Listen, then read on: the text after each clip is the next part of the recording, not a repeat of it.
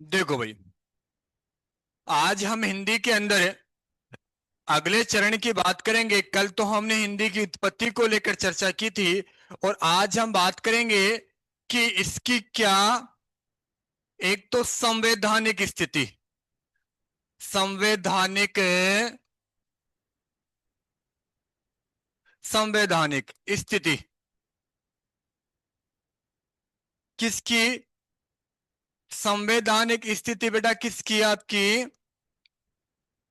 हिंदी। अभी हमें यही पता चला है कि हिंदी किस भाषा का शब्द है, वो मैंने आपको पिछली क्लास में बताया है। अब हम बात करें कि हिंदी की संवैधानिक स्थिति क्या है, फिर इसके बारे में हम बात करेंगे इसकी लिपि के बारे में, किसको किस श्रेणी में रखा गया है। जैसे कि मैं बात करूं देवनागरी लिपि, तो आज उसी की भी बात करेंगे। संविधान देखो, तो संवैधानिक स्थिति इसका मतलब मैं बात करूंगा संविधान। अच्छा, संविधान जो शब्द है, संविधान शब्द है, कैसे बना है? अरे सम प्लस विधान। सम का मतलब क्या होता है? समान। और सम क्या है ये? सम शब्द क्या है? एक उपसर्ग है बेटा। सम क्या है? एक उपसर्ग है। जब, अब मैंने कहा है, आपने पढ़ा भी है, उपसर्ग पहले लगते हैं कि बाद में? आपको पता होगा कब लगता है, पहले लगता है उपसर्ग। क्या उपसर्ग लगा? सम। सम मूल शब्द क्या है? ये क्या है? मूल शब्द है। विधान क्या है? मूल शब्द। इस मूल शब्द में जब सम लगा तो क्या बना? संविधान। और इसका अर्थ क्या था? समान विधान, समान कानून। क्लियर? अब देखो साहब, अब इस संविधान में, संविधान में हम बात करें तो इसकी स्थिति देखो। भाग कौन सा? 17। भाग का नाम क्या है? जो भाग है, भाग 17, उसका नाम क्या है? राजभाषा। राजभाषा, भाग 17 का नाम है राजभाषा। क्लियर? आगे देखते हैं। तो भाग 17 में उल्लेखित है कहां से कहां तक, और कौन सा शब्द लिखा हुआ है भाग 17 में? सर, राजभाषा लिखा हुआ है। अच्छा, आर्टिकल की बात करें, अनुच्छेद, आर्टिकल्स मीन्स अनुच्छेद, तो बेटा राजभाषा का उल्लेख मिलता है 343 से 351 तक। कहां तक? भाग 17 का उल्लेख कहां से कहां तक मिलता है? 351 से, सॉरी 343 से 351 तक मिलता है। ठीक है साहब, आर्टिकल पता चल गया। अच्छा, आर्टिकल पता चल गया, तो मैं यहीं इसके सामने एक चीज लिख देता हूं, अनुसूची। अनुसूची,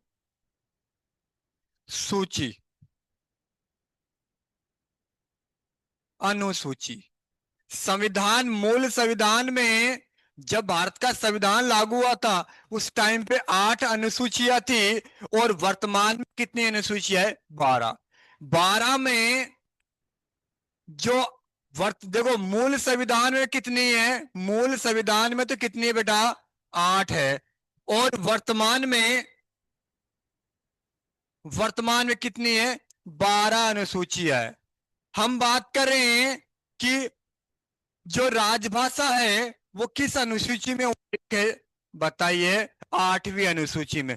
संविधान की जो 8वीं अनुसूची है, यानी मैं कहूं एक तरीके से संविधान, मूल संविधान की, जब 26 जनवरी 1950 को संविधान लागू हुआ, यानी मूल संविधान लागू हुआ, उस टाइम पे 8 अनुसूचियां थी।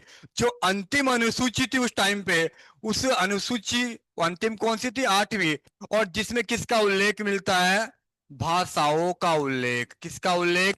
भाषाओं का उल्लेख मिलता है। किसका उल्लेख मिलता है? भाषाओं का उल्लेख मिलता है। सही बात है। अब ठीक है साहब, पहले हम बात कर लेते हैं आर्टिकल्स की, फिर अनुसूची 8 की भी हम बात करेंगे कि इसमें किस तरीके से, जो वर्तमान में 22 भाषाएं हैं, जब संविधान लागू हुआ तो उस टाइम पे 14 राजभाषाएं थी। ठीक है। और वर्तमान में कितनी है? 22 राजभाषाएं हैं, जिनके बारे में अभी हम चर्चा करेंगे। पहले हम बात कर लेते हैं किसकी? इनकी बात कर लेते हैं, इन आर्टिकल्स की बात कर लेते हैं। देखो साहब, आपके सामने है, मैं बात करूं आर्टिकल 343, जो आपका काम का है। आर्टिकल 343 क्या है? संघ की राज्य भाषा। क्या है? संघ की राजभाषा को क्या किया गया? परिभाषित किया गया। परिभाषित, परिभाषित किया गया अनुच्छेद 343 में। फिर इसके बाद में इसी का एक पार्ट है, इसी का आर्टिकल 343 क, 343 क। और दोस्तों 343 क, या मैं बात करूं 343 एक, या मैं बात करूं 343 ए, बात वही है। तो इसमें क्या किया? हिंदी भाषा को राज राजभाषा का दर्जा दिया गया। अब भाषा तो हिंदी थी, लेकिन इस हिंदी की जो लिपि थी, इस हिंदी की जो लिपि थी बेटा, वो आप लोगों को सभी को याद रखना है। कौन सी रखी है? देवनागरी लिपि। कौन सी लिपि? देवनागरी लिपि। लिपि कौन सी हो गई? देवनागरी।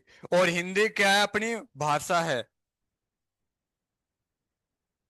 ठीक है साहब, आगे देखते दोस्तों। हम बात करते हैं आर्टिकल 343 के बाद में जो मूल है, वो 344 की बात करें।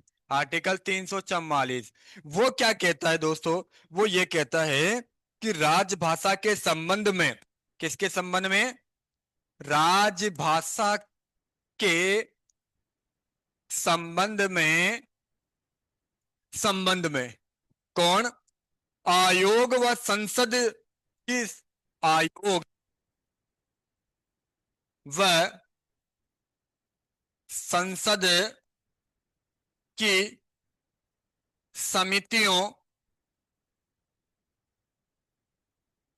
द्वारा, संसद की जो समिति है उनके द्वारा क्या किया जाएगा? इस संबंध में विचार विमर्श किया जाएगा कि किसको राजभाषा का दर्जा दिया जाए या नहीं दिया जाए। यानी जो राजभाषा है उसके संबंध में कोई समिति या आयोग जो संसद द्वारा बनाया जाएगा, किसके द्वारा? संसद द्वारा एक समिति का गठन किया जाएगा। वो समिति उसकी विचार, अपना विचार व्यक्त करेगी, यानी उसके ऊपर रिसर्च करके, अध्ययन करके, और फिर उसके ऊपर अपना विचार व्यक्त करेगी। उसके बाद में उस भाषा को राजभाषा बनानी है, नहीं बनानी है, या उस भाषा को राष्ट्रभाषा का दर्जा देना है या नहीं देना। जैसे कि हिंदी, हिंदी को लेकर भारत में राष्ट्रभाषा बनाने के लिए वर्तमान में संसद में प्रयास किया जा रहा है और कोशिश की जा रही है कि हिंदी को क्या बनाया जाए? भारत की राष्ट्रभाषा बनाई जाए। अभी तक भारत की कोई भी राष्ट्रभाषा नहीं है। कार्यशैली के लिए हिंदी और अंग्रेजी का प्रयोग किया जाता है, तो थोड़ा सा ध्यान रखना। तो राजभाषा के संबंध में आयोग बनाए जाएंगे, और आयोग किसके द्वारा? संसद द्वारा। यानी संसद द्वारा बनाई गई समितियों द्वारा, संसद द्वारा बनाई गई समितियों द्वारा विचार विमर्श के बाद में ही उस भाषा के संबंध में अंतिम निर्णय लिया जाता है। अच्छा, इसके बाद में 45 है, 345। आर्टिकल 345 क्या कहता है? वो कहता है राज्य की राजभाषा या राज्यभाषाएं, राज्य की, सॉरी, राजभाषा, राजभाषा या राज्य भाषाएं, या राज्य भाषाएं जितनी भी है उनके बारे में बात कर रहा हूं। राज्य भाषा या राज्य भाषाएं और ये किसकी होती है? एक प्रांत की, यानी राज्यों की। ठीक है ना, इनके बारे में उल्लेख किया गया है। क्या उल्लेख किया है? इसका जो अध्याय 2 है, इसका भी लेशन है अध्याय 2, उसका प्रादेशिक भाषाओं के बारे में, प्रादेशिक भाषाओं के बारे में क्या किया गया? उल्लेख किया गया मोटा मोटा। आगे बात करें 346 की। आर्टिकल 346 जो है वो क्या कहता है? एक राज्य दूसरे राज्य के बीच या किसी राज्य या संघ के बीच जो पत्र व्यवहार होते हैं उनकी परिभाषा एक तरीके से, यानी एक राज्य दूसरे राज्य के साथ या एक राज्य केंद्र, या मैं बोलूं संसद के साथ जो पत्र व्यवहार की भाषा, यानी राजस्थान जब संसद के समकक्ष किसी भी विचार को व्यक्त करता है तो वो किस भाषा में करेगा? जैसे कि राजस्थानी भाषा को राज्य भाषा के लिए प्रयास किया जा रहा है कि राजस्थानी भाषा को राज्य भाषा का दर्जा दिया जाए, लेकिन अभी तक राजस्थानी भाषा को राज्य भाषा का दर्जा नहीं दिया गया है वर्तमान में। ध्यान रखना, राजस्थानी भाषा राज्य भाषा नहीं है। ध्यान रखना, राजस्थान की, क्योंकि हमारे वर्तमान में 22 राज्य भाषाएं हैं, तो जैसे कन्नड़ है, तेलुगु है, ऐसी कई भाषाएं राज्य भाषाओं का दर्जा प्राप्त कर चुकी है। उसी तरह हमारी राजस्थानी भाषा है, लेकिन इसको राज्य भाषा का दर्जा अब तक नहीं दिया गया। आगे देखते हैं साहब। आगे बात करें, जो आपका अगला आर्टिकल जो आता है वो आता 347। 347 और 347 क्या कहता है? किसी राज्य की जनगणना, किसी राज्य की जनगणना, जनगणना के किसी भाग द्वारा, या मैं बोलूं जनगणना, या मैं बोलूं जनसंख्या द्वारा किसी भाग, यानी किसी क्षेत्र में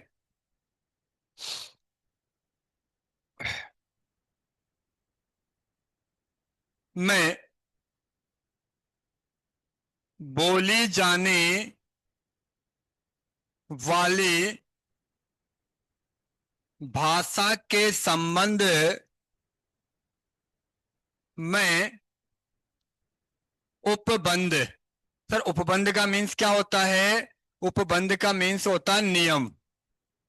क्या होता है? नियम, जो आर्टिकल 347 में है। 348 क्या कहता है? 348 वो देखो दोस्तों, 348 कहता है सुप्रीम कोर्ट व हाई कोर्ट, यानी आपका supreme court comma high court एवं अधीनस्थ कोर्ट, सुप्रीम कोर्ट हो, हाई कोर्ट हो, अधीनस्थ कोर्ट, ठीक है ना।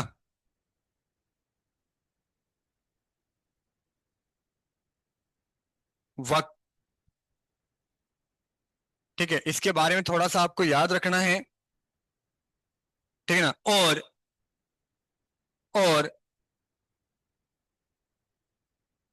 अधिनियमों, अधिनियमों, अधिनियमों, वकीलों, वकीलों द्वारा, वकीलों द्वारा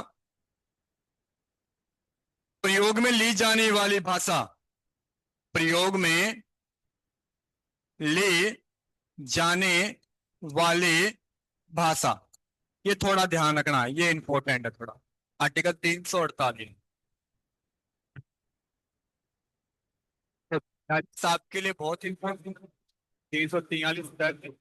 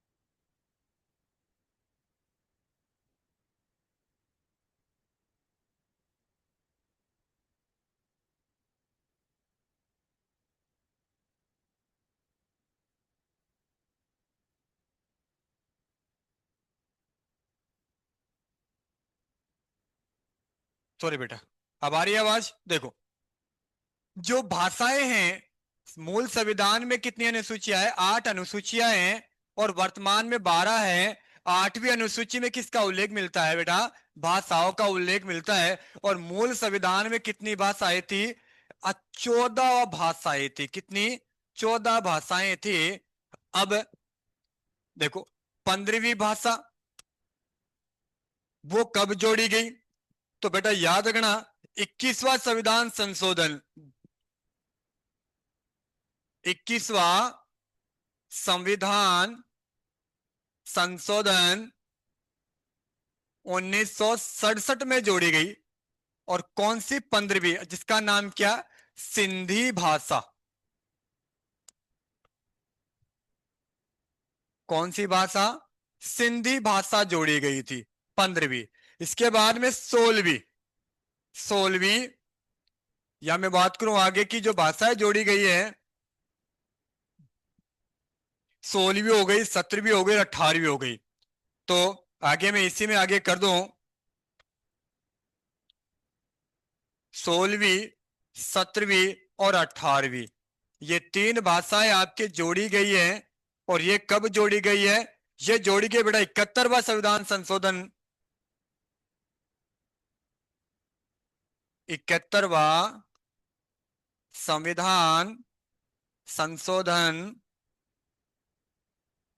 1992 के तहत कितनी भाषाएं जोड़ी गई? 3। 16वीं, 17वीं और 18वीं। वो कौन कौन सी थी? आपकी कोंकण, मणिपुरी और नेपाली। कौन कौन सी? कोंकणी, मणिपुरी, और एक आपकी कौन सी हो गई? नेपाली।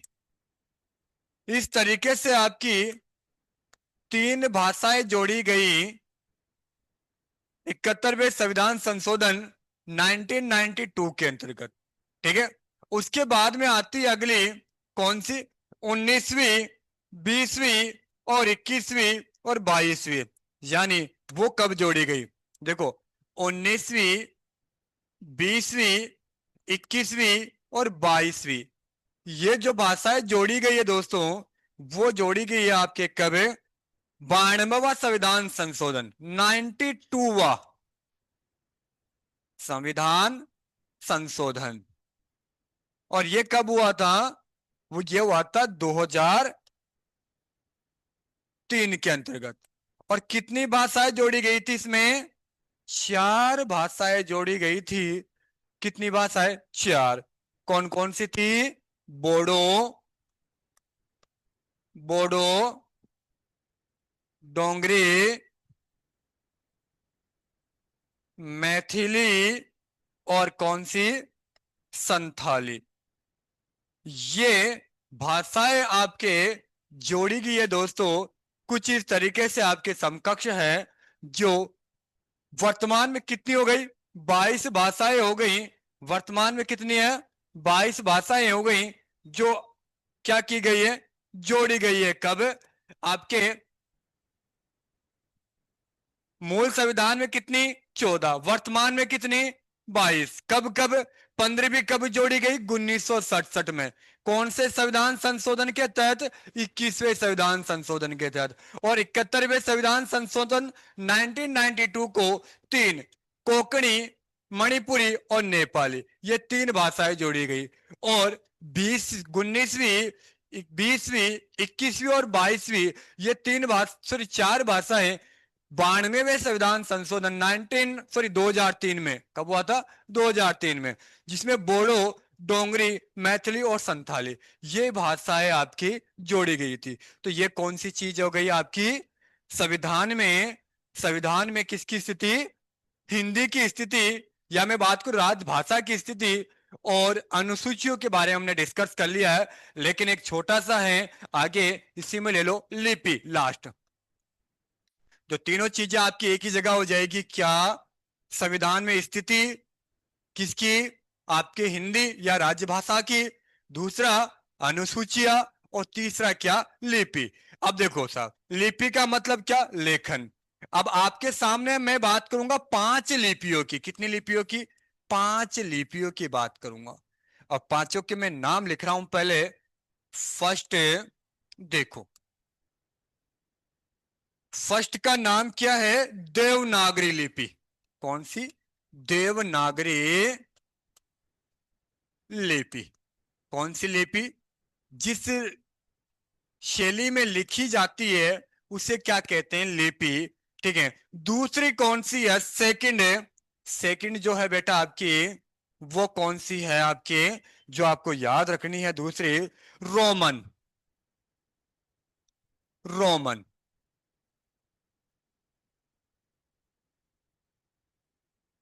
रोमन लिपि। रोमन लिपि। ठीक है।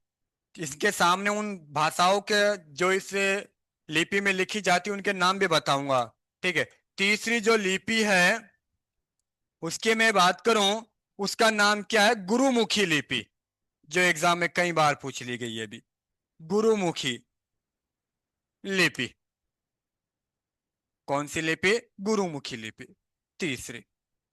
जो चौथी है आपकी, चौथी, और उस चौथी का नाम बेटा जो है वो है फारसी लिपि। कौन सी है? फारसी लिपि।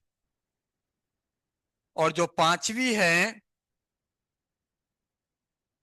उसका नाम क्या है? आपके रूसी लिपि। कौन सी? रूसी। रूसी लिपि। ये पांच लिपि आपके सामने मैंने रखी है। अब मैं बात करता हूं कि इनके अंतर्गत कौन कौन सी भाषाएं शामिल है। जैसे कि मैं बात करूं देवनागरी के अंतर्गत कौन कौन सी आती है। पहली तो आती है कौन? हिंदी।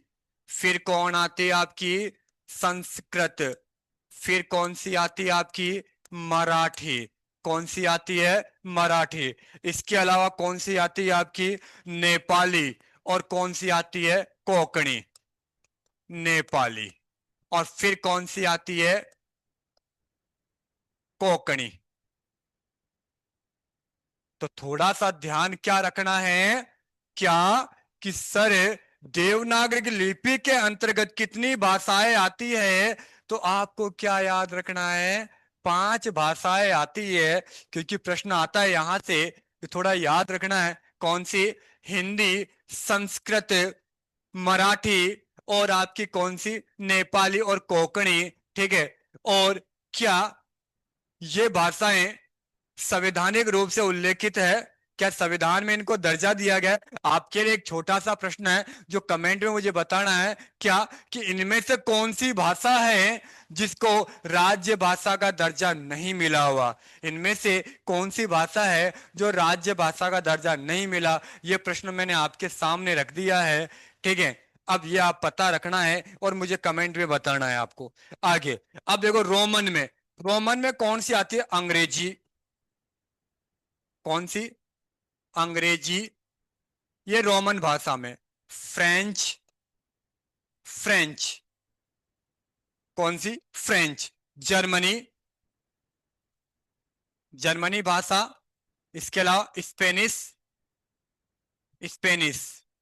कौन सी भाषा? स्पेनिश भाषा दोस्तों। और एक आती है पोलिश।